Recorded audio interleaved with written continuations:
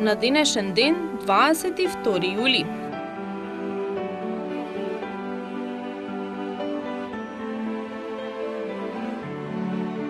Илјада 888 година роден американскиот микробиолог Селман Ейбрахам Ваксман, добитник на Нобеловата награда за медицина во 1952 година. Наградата ја доби за пронаѓањето на стрептомицинот, првиот антибиотик кој успешно ја сузбива туберкулозата. Тој го пронајде и неомининот и ја напиша автобиографијата Мојот живот со микробите. 1908 година младотурците ја презедоа власта во Битола и ги ослободија сите затвореници. 1933 година американскиот авијатичар Вили Пост го изведе првото самостојно летање со авион околу земјината топка. 1944 година создадена е првата народна власт во Полска. Овој ден се прославува како државен празник на Народна република Полска.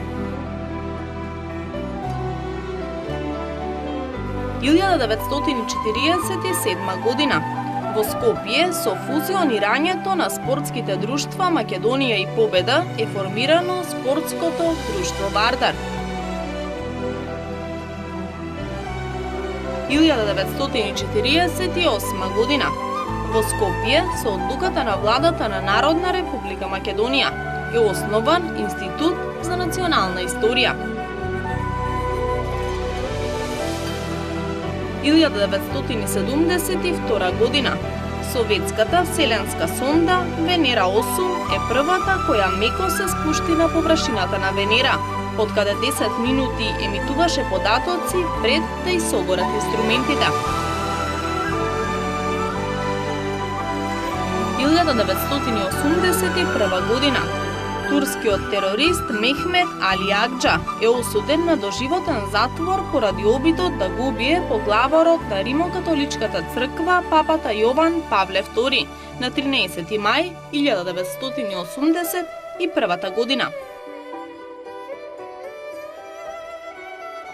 2000 година во Пакистан е симнат од власт премиерот Наваз Шариф.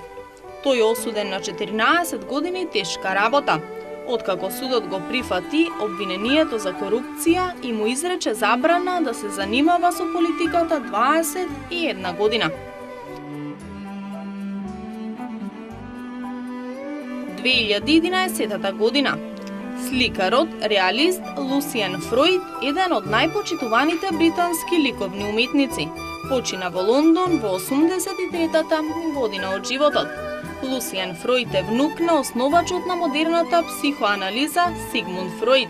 Роден е во Берлин во 1922 година, но во 1933 на почетокот на нацизмот во Германија побегнува со своите родители во Велика Британија, кога имал само 10 години.